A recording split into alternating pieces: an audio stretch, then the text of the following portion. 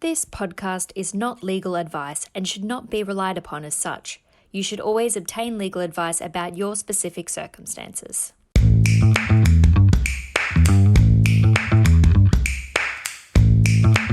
Hi, and welcome to our Smart Art Lawcast on business restructuring and being risk ready. In this episode, we're discussing the risks that directors face when their companies are struggling financially. My name is Scott Butler, and I'm a partner in Hall & Wilcox's dispute resolution practice, specialising in restructuring and insolvency. And today I'm joined by David Dickens, a fellow partner of mine in Hall & Wilcox's dispute resolution practice, who also specialises in restructuring and insolvency.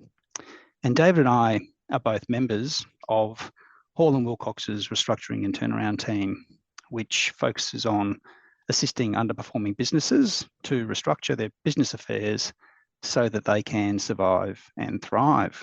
Welcome, David. Thanks, Scott. Great to be here. So today we're talking about the risks directors face when their businesses are in financial difficulty and what directors can do to deal with those risks. And David, I suppose to set the scene for the audience's benefit, we're looking at a situation where a company's financial position has got to a point where it probably has creditors who are well overdue and are chasing payment. It may not have paid some of its tax on time, like GST.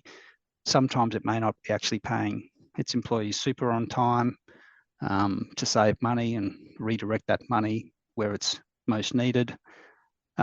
And so it's really, trading from week to week from a cash flow point of view.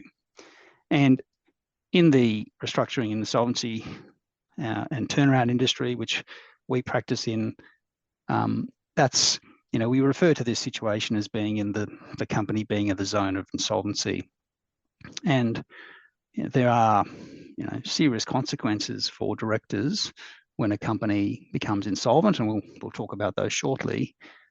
But I guess then a good place to start would be to discuss what being insolvent actually means. Thanks, Scott. It's a very good question. It's a word, insolvency is a word everyone has heard, I'm sure, and has some sense that it is not a good thing. But actually, what do we mean precisely when we say the word insolvency? Well, there is fortunately a pretty clear answer, and that is insolvency is a cash flow test. So it's not about assets or liabilities, it's about cash flow. And it is about, can you meet your debts as and when they fall due? So if you have a payroll run next Thursday, as we sit here today, do you think you're going to be able to pay it? Do you either have the money in the bank account or will it be coming in? Rent that's due on the 1st of next month, are you going to be able to pay that? And thinking ahead to all those payments that every business needs to be able to make, are you going to be able to pay those as they fall due? Now, of course, you've got to look at that kind of practically. You don't have to have all the money in the bank account now. Who does? You'll be relying on payments coming in from customers. There may be some financial support that you or a bank or someone else is providing. So you can take all of those things into account, but it comes back to almost looking at it from the creditor's point of view of, are you going to be able to pay them when they fall due? Now, sometimes, of course, that might not be possible to the exact day. Perhaps you're not going to be able to make rent on the 1st of the month this time, but you've got a major customer that you know is going to pay you on the 5th. So a few days later, and you'll be able to pay the rent then. So something like that, you might say, is a temporary liquidity crisis. And most people would say, if that's your only issue, you're probably still solvent, despite that little gap there. But on the other hand, if that's happening a lot and you have what we call an endemic cash shortage, then you're probably more looking at the insolvency space. Now, insolvency is also something that when you're in it, unfortunately, you'll know it. You'll have the stress of creditors chasing. You'll be making round payments to your creditors. You'll be juggling creditors, thinking, who do I really need to pay now? Who can I just push off? What letters do I have to deal with? What can I ignore? You'll probably have overdue lodgements, and the business is probably unprofitable as well, or something has caused this. So unfortunately, you will know it when you're in it. Yeah, that's actually a good summary. And so thinking then from a director's perspective, if their company is insolvent, what risk does that pose to a director? So insolvency is a special word under the Corporations Act, and it brings about for directors the key consequence, which is personal liability for insolvent trading. So the great thing about companies, of course, is it's a separate legal entity and no one else, the starting point is liable for a company's obligations. But if as a director you allow the company to trade while it's insolvent, then you become personally liable for those debts. So that's why as lawyers, we talk about insolvency a lot, because it's a very important line in the sand that once a company is insolvent, any debts that are then incurred, so not existing debt, but any new debt that the company incurs, the directors will be personally liable for. And unfortunately, that can quickly turn into quite a large personal claim against the directors. Now, our laws around that are quite strict, and there are defences and things, but you really do want to certainly try to avoid trading the company while it's insolvent. Sometimes, of course, and you see this a fair bit, people, they're taking that leap of faith, or perhaps another way of putting it is the strategy of hope, almost to try and just trade through or get out of this. So, okay, things are bad, but Christmas is around the corner and we'll be trading better then, or hopefully this new finance will come in. So there can be times, and it can be done. You may be insolvent, but things may get better and you may be able to trade through it. But there's obviously risk once you are insolvent in continuing to trade. And if the hope strategy doesn't work out, and the company unfortunately ends up in liquidation, then directors will face those claims. Yeah, no, it's a real balancing act, isn't it, in terms of the risk posed for insolvent trading and the potential upside if you can trade your way out of it. And I guess so during that, like if you are deciding, well, I'm going to attempt to trade my way through this, are there any sort of options available for a director in that circumstance to try and avoid insolvent trading liability along the way? We've got something there called Safe Harbour, which is relatively new. That was introduced by Malcolm Turnbull a few years ago when he wanted to create a bit more of an entrepreneurial and also a rescue sort of culture in Australia, and to get a bit more risk taking by directors, so that hopefully we have more unicorn and amazing companies here onshore in Australia. So safe harbour, the idea here is that you can actually trade a company while insolvent without facing that personal liability, but it's a fairly strict process and there's a few boxes you need to tick. So if you are concerned about solvency, you can look at safe harbour to protect yourself. And what you basically need to do is find an appropriately qualified advisor. So you bring in someone external as an advisor. You need to come up with a plan that you think is likely to lead to a better outcome for the company as a whole. You need to make sure your lodgements are up to date and a few other things. And then you go and execute that plan. And what the safe harbour does is it protects you that if plan A doesn't work and unfortunately you end up in plan B, then you will have a defence to insolvent trading while you were executing that plan. Now, the plan may be simple or complex. It could be as simple as I'm just going to wind down and sell the business, and you know that there's going to be a deficit at the end of it. But if you're able to keep trading it and incurring a few debts during that process, you'll think they'll be better off. Or it could be very complex and you're going to restructure the business, move parts around, right size it, do all sorts of clever steps that you've worked on with your advisor, and it might take a year, you think, to turn the business around. And again, you follow that. And the idea, of course, with safe harbour is if all goes well, you never need to think about it or rely on it. So the funny thing is you don't know if a business has gone through it, because there's also no requirement, unless perhaps you're listed. That's a whole separate conversation. But for a general private company, there's no need to disclose that you are currently relying on the safe harbour mechanism. So many companies out there could have gone through that. The directors relied on it. Plan A worked, and they're still trading, and no one knows that they went through that. One of the challenges of safe harbour, of course, is when you need an advisor in there and there's quite a few sort of boxes you need to tick to be able to rely on the process, and for it to be in place, that obviously comes at a cost, both financial and just the extra time involved there. So sometimes for companies, particularly in the SME space, it may not be well suited for them. Other techniques you have there, if you are facing insolvency, is to simply stop trading, because if you're not incurring debts, then you're not going to have personal liability, because it only applies to debts that are incurred while you're insolvent. So if you simply stop new debt being created, then you won't be liable. And what is often then done as well is putting the company into some form of formal insolvency process, like small business restructuring, voluntary administration, or liquidation. Yeah, thanks, David. And I think we're going to just touch on what small business restructuring and voluntary administration means and how they operate a bit later. But sort of just thinking about what you've said, I think you can really understand, and certainly I, over the years have seen directors deciding to continue to trade even in the face of personal liability for insolvent trading. And often they do this, they've built up the company from nothing, they've invested their life's work in it. And so letting that go is really difficult. And there's also pride at stake for directors and reputational risk. No director wants to have to tell their colleagues or their loved ones or friends that their business has failed. And so it really is a very difficult situation that directors face, and it's a difficult decision-making process for them.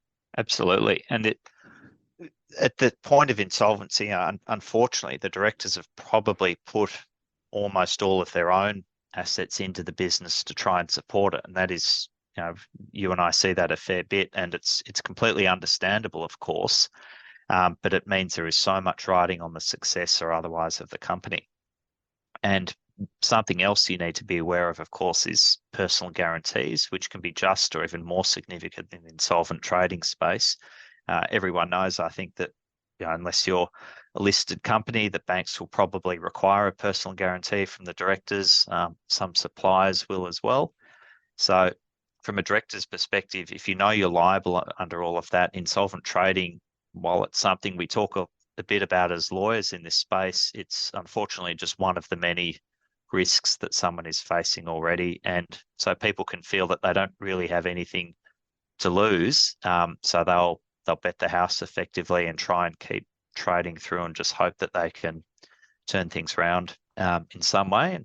And as we said, sometimes that works, but sometimes it doesn't. So it's very challenging. And as well, often where a company does go into liquidation and creditors feel aggrieved by that, and they're looking to pursue the director, there's just no assets there, again, because everything has gone into the business. And it can be quite sad when that's happened, and people build these things up over their working lifetime, but then it all becomes at risk when things go bad. Yeah, no, and we'll talk a bit later about some options that directors might have to try and make sure that the worst doesn't eventuate. But before we get there, I mean, the next thing that directors potentially have to face in this situation is being personally liable for some of the company's tax debts under what's referred to as the director penalty regime. So that's another thing that directors have to look out for. And David, can you just briefly explain how that personal liability can arise for tax debts? Sure. So people are often surprised to hear that the Australian Tax Office is not a priority creditor in insolvency. I think in the past, a long time ago, it may have been, but certainly not for a while. So the starting point is the Tax Office is just another unsecured creditor in the main body there. But in saying that, while it is just an unsecured ordinary creditor, the ATO actually has some quite powerful and quite unusual tools at its disposal that actually do allow it to exert quite a bit of pressure, and in some instances actually get paid in priority to other creditors, notwithstanding that it's just meant to be one of the ordinary unsecured creditors. Now, one of the biggest tools that it has is the ability to issue what's called a director penalty notice. This is a document that's sent from the ATO to a director of the company, and it informs the director that they themselves may be personally liable for the tax debts of the company. And these can be noticed where the company has defaulted on its tax obligations. And it can make as I said, make the director personally liable. Now, there's two types of director penalty notices. There's a 21-day director penalty notice and a lockdown director penalty notice. I'll call them DPNs from now on. So 21-day DPN, that will say on it that the director needs to take specified actions within their 21-day period. And if they do that, then the director won't have personal liability. The other type, the lockdown DPN, unfortunately, with those, as the name suggests, the personal liability has already attached to the director, and there's not really much or anything that the director can do. You're already personally liable at this stage. Now, of all the documents that you can get in the mail as a director, these some of the most serious, and it is very important to act quickly, because particularly that 21-day period is very, very important that you take advice and deal with it in that time. And we see these a bit. It's a classic sort of matter for a lawyer that the client calls up and says, "Hey, I just got this DPN in the mail. What's that?" And there's a need to act very quickly there and make some prompt decisions. Otherwise, there will be this personal liability attaching to the director, and it's quite a very strong regime and a tool that the ATO has there. And what it often does in practice is it brings matters to a head. So for a DPN to be issued, there needs to have been non-compliance with tax obligations, and that's led to this ATO action. Often there may have been payment plans or something that was there with the ATO that wasn't complied with. So there's probably been a bit going on before this has arrived. And this is often what brings it all to a head and will lead to a formal appointment of the company. The challenge, of course, is you're doing this in a very short time frame, and so you don't have much runway or space or options to try and do something that may be a bit more effective. Yeah, and just sort of to round that out, so the director's penalty notice regime is relevant to a company's only certain kinds of taxes. So it's relevant to PAYG withholding tax, GST, and super primarily. And the key for the liability or the notices of DPNs to be issued is that you haven't reported those on time and haven't paid them on time. And there's a bit of a for everything but super. If you don't pay them, but you do report within 3 months of the due date of reporting, then you won't get issued with a lockdown DPN. You'll only get issued with effectively that 21-day DPN that David mentioned. And you can do a few things within the 21 days to avoid that personal liability, like putting your company into a small business restructuring or a voluntary administration or liquidation. And in relation to super, you need to have reported your super liability or by the due date, which is the due date for the lodgement of a superannuation guarantee charge notice. So that's only 28 days effectively after the quarter in which the superannuation is due. And if you haven't paid or reported it by that period, it becomes a lockdown liability. So it's a tricky area, and you really need to get advice. But I suppose the message here is, if you possibly can, pay those amounts on when they're due, and if you can't pay them when due, at least report them to the tax office. So, David, you mentioned earlier having an appropriately qualified advisor when you were discussing the safe harbour regime against insolvent trading. But irrespective of whether you qualify for safe harbour, one of the best things directors can do, I think, in these circumstances is to bring in the help of an experienced turnaround advisor. Between you and I, we've worked on many matters over the years where turnaround advisors have come in and saved businesses that would otherwise have collapsed. And really, I can't emphasize how much a good turnaround expert can help. They have so many tricks in their bags that they're able to implement quickly to stem losses and stabilize things. They really are an invaluable addition to any situation where the business is struggling. And another good thing that turnaround advisors understand is the stress that directors and the management team are under. It's a very stressful situation when things aren't going well, and good turnaround advisors give support. They assist with the strategies to deal with those stresses. And one of the most knowledgeable people that I know in this area, from a turnaround perspective, is Michael Fingland at Vantage Performance, who's spent years studying techniques to deal with stress and assisting directors in this space. Absolutely.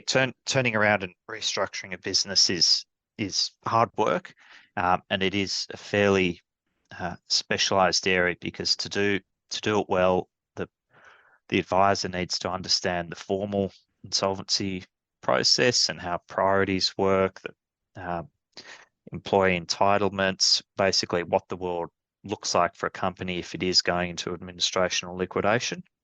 And they've got to understand as well the perspectives of the many, many stakeholders that you have with companies, and you need to try and you need all of them on board for this to work. You need someone that knows how a bank will think and look at it, so secured creditors, landlords, employees, suppliers, unions, customers, all of those.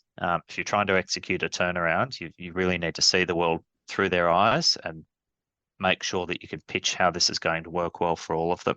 And hopefully there's a new investor or some cash injection coming on board as well.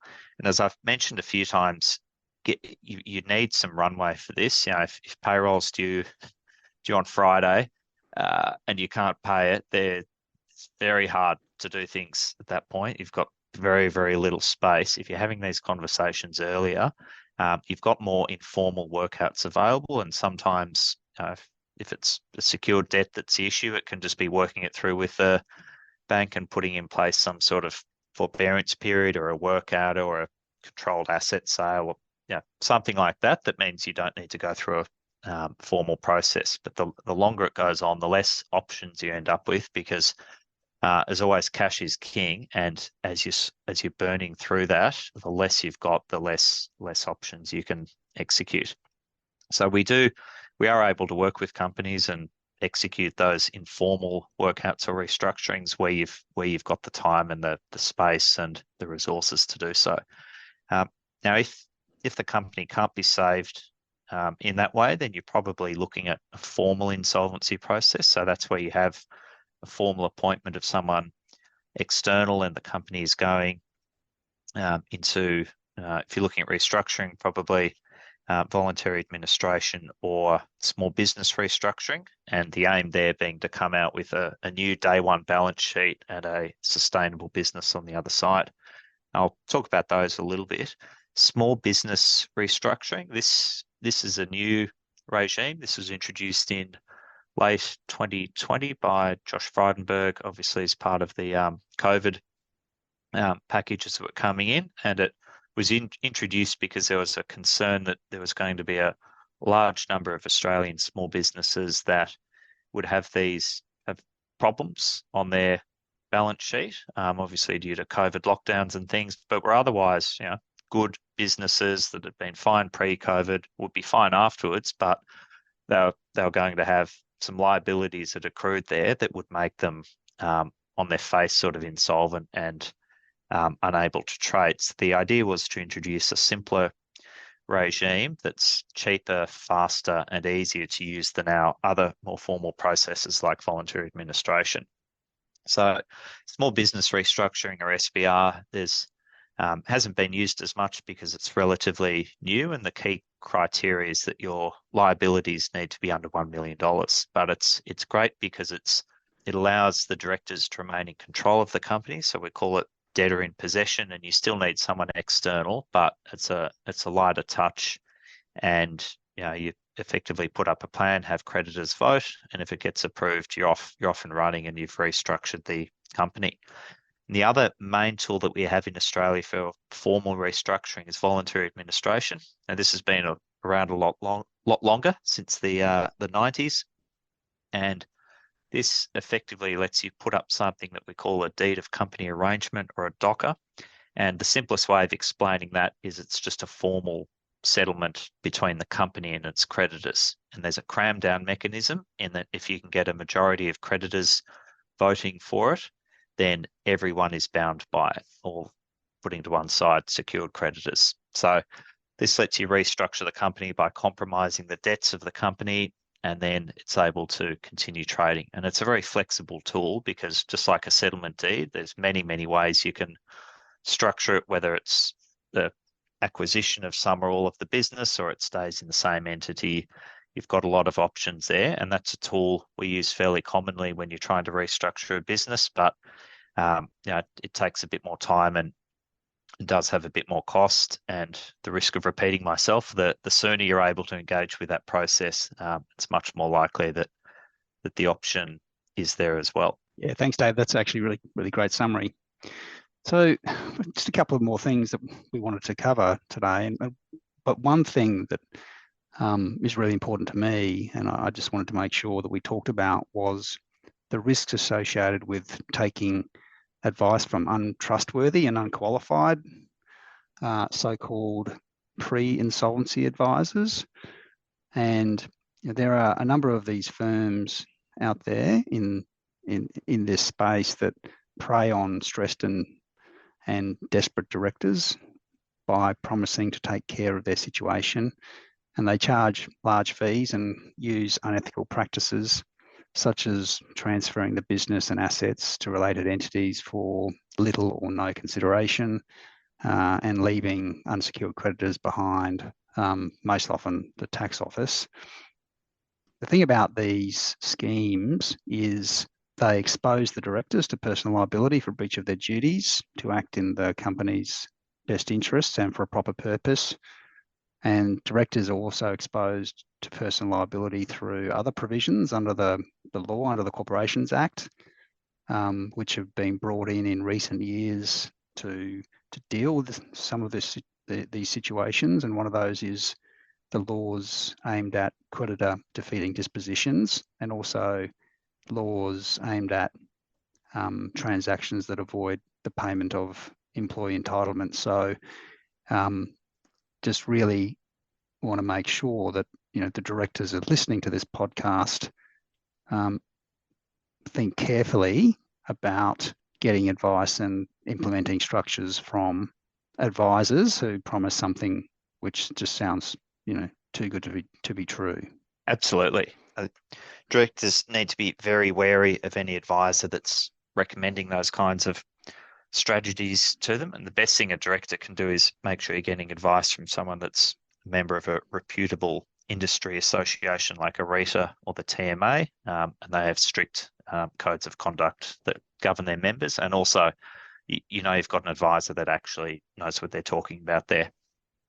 We see this a bit, and we know there are a multitude of pre-insolvency advisors out there of varying skills and ethics, I think it'd be fair to say. And I think there are instances where they sort of, keep an eye on the winding up or ASIC lists and will proactively contact directors. And I think I would go by the old adage, if it sounds too good to be true, then it probably is.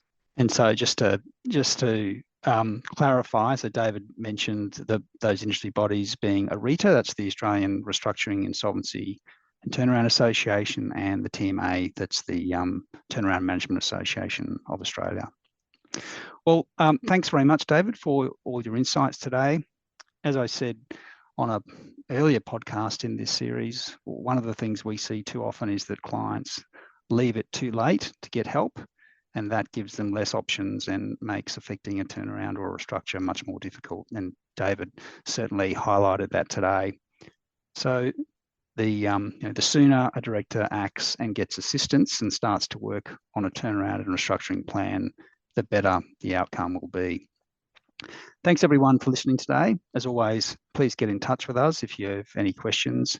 You can find our details on our website, which is hallandwilcox.com.au, or connect with us on LinkedIn.